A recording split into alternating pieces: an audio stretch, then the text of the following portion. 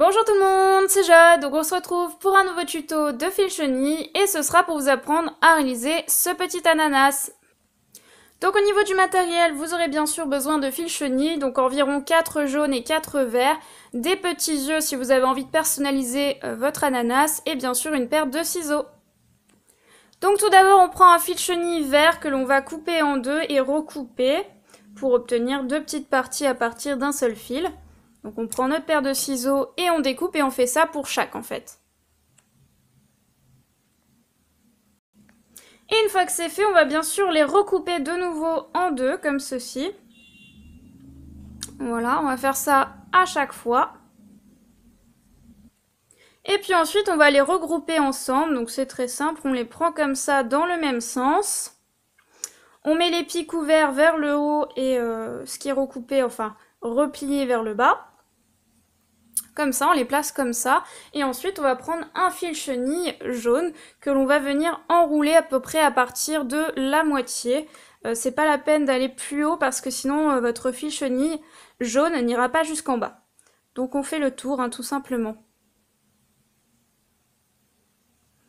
Et après, de toute façon, s'il reste du vert en bas, on va redescendre tout simplement cette partie-là.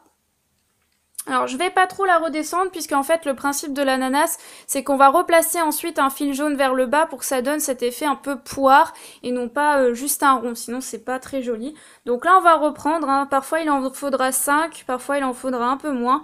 Je sais plus combien j'en ai utilisé, il me semble 4, donc c'est pour ça que j'en ai pris 4. À voir après si on veut un ananas un peu plus gros. Donc là on enroule, hein, c'est vraiment tout simple, on redescend tranquillement. On va jusqu'en bas. Comme ceci. Donc là, on va le redescendre un peu, celui-là. On va replacer un haut. Hein. Hop, on fait le tour.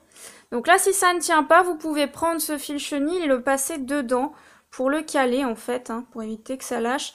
Pareil, en bas, si ça ne tient pas, on l'enroule vers l'intérieur. Enfin, on le passe à l'intérieur d'une autre bande hein, qui est juste avant. De façon à ce que ça tienne, en fait. Hein. Donc là, on enroule, hein, c'est vraiment tout simple. Après, on va essayer de cacher le bas quand même, pour que ce soit pas trop moche.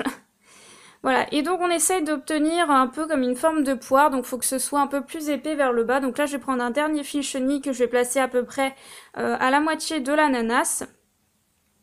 Donc là, j'en profite pour prendre les parties qui sont pas vraiment camouflées, je repasse par-dessus, ou alors comme je vous le disais, je les rentre à l'intérieur, comme ça. Et donc là, je prends un dernier fil chenille que j'enroule autour. Hein. Là, je vais faire pareil, je vais le rentrer dedans. Et je l'enroule plutôt vers le bas pour obtenir la forme de l'ananas.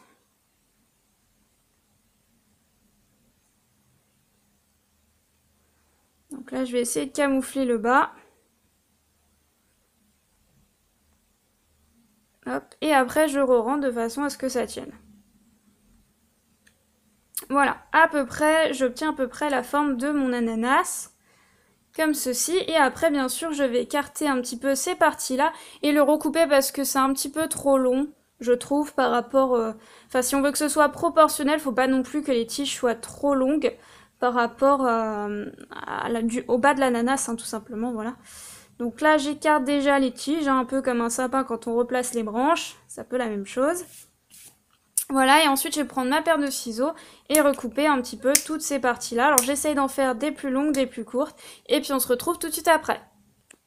Une fois que c'est fait, hein, il ne reste plus qu'à venir placer les petits yeux si vous en avez, si vous avez bien sûr envie d'en rajouter. Alors moi je trouve que c'est un peu plus sympa, après si vous n'aimez pas, vous n'êtes pas obligé de les placer, hein, c'est comme vous voulez.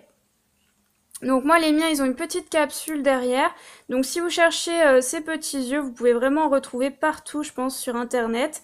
Sur Creavea je sais qu'ils en ont, moi je les avais achetés chez Tiger. Mais voilà, donc c'est un magasin qu'il n'y a que dans ma région, donc c'est pour ça que je vous conseille plutôt des sites sur internet. Mais ça, vraiment, ces petits yeux-là, ça se retrouve partout. Alors après, je pense qu'il faut à peu près 8 mm, voire même 1 cm. Voilà, bah j'ai terminé pour ce tuto. J'espère vraiment que ça vous a plu parce qu'on m'avait demandé de refaire des tutos de fil chenille et je pense donc continuer d'en refaire. Voilà, ça va revenir, ne vous inquiétez pas. Voilà, je vous dis à très vite pour un nouveau tuto. Bye bye!